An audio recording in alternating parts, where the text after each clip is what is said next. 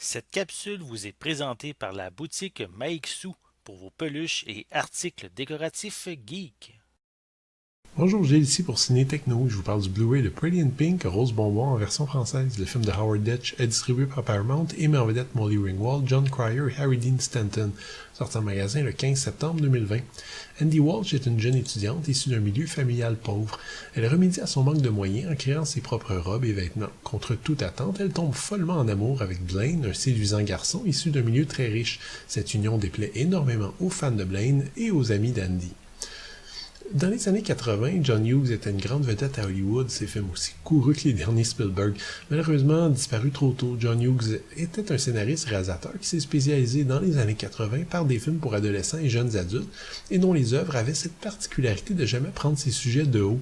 Probablement un adolescent dans l'âme, John Hughes se mettait toujours à la hauteur de ses jeunes protagonistes, embrassant totalement leurs doutes et leurs aspirations sans le moindre jugement, même dans des films aussi loufoques que Weird Science.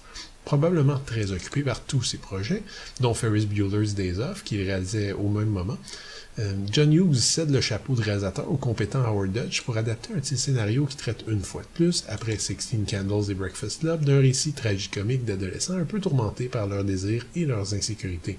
Soyons très francs, c'est pas ici du grand art, c'est pas une œuvre forte, puissante, qui va remettre en question vos idées. Pretty in Pink offre une petite histoire très simple, assez tranquille et gentille, bercée par une bande sonore qui laisse la part belle à des chansons typiques des années 80. Pour tout nostalgique de cette époque, Pretty in Pink sera un incontournable, mais c'est vraiment loin d'être parfait.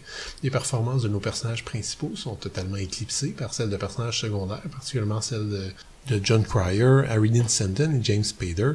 Ces deux derniers d'ailleurs qui semblaient croire qu'ils jouent dans une œuvre oscarisable tellement leur jeu est sublime.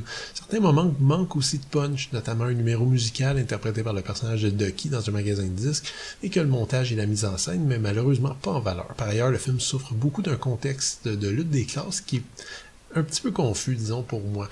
Disons que l'histoire semble indiquer qu'il y a de très grandes différences entre les étudiants riches et pauvres, mais le spectateur n'arrive jamais à voir ça de façon claire.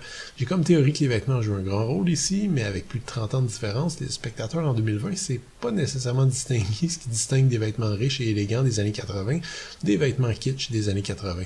Le déroulement de l'histoire laisse donc parfois un petit peu perplexe. Pretty in Pink sort pour la première fois en Blu-ray et le résultat technique est quand même largement à la hauteur des attentes, même si certaines scènes de transition sont un peu moins précises. Globalement, la définition de l'image panoramique 1.78 est impressionnante et garde néanmoins le grain très filmique de l'œuvre. Les pistes audio sont offertes en anglais, DTS HD 5.1 ou en français, allemand ou japonais 2.0. À noter là-dessus que la pochette parle d'une piste française en mono, mais c'est bien 2.0. Par ailleurs, la pochette ne mentionne pas les pistes audio en allemand et japonais, mais je vous confirme qu'elles se trouvent bien sur le disque. Les sous-titres sont offerts également dans ces langues. À noter que vous pouvez choisir de regarder le film avec piste audio musicale uniquement en 2.0. Côté bonus, on a droit au supplément qui était présent sur le DVD, c'est-à-dire une featurette très très éclairante sur la fin originale du film, qui était passablement différente de la fin finale, et une bande-annonce. Le nouveau supplément est ici une featurette d'environ 8 minutes qui propose une entrevue intéressante avec le réalisateur Howard Deutsch. Cette édition Blu-ray fait partie de la nouvelle collection Paramount Presents. Cependant, j'ai vu circuler sur Internet des images d'un slipcase dépliable qui orne le boîtier Blu-ray, mais comme vous pouvez vous voir ici, la copie qui a servi de base à cette critique ne présentait pas ce fameux emballage. Il est possible donc que les deux types d'emballage soient en ce moment sur le marché, et gardez donc l'œil ouvert. Dans les limites de ses ambitions, Pretty in Pink demeure un divertissement agréable, bien intentionné, bien rythmé. C'est certes pas la meilleure production de John Hughes, mais comme capsule temporelle, le film se regarde sans problème, ce qui est quand même mieux que ce que je peux dire de certains des films de John Hughes qu'il a tourné dans les années 90.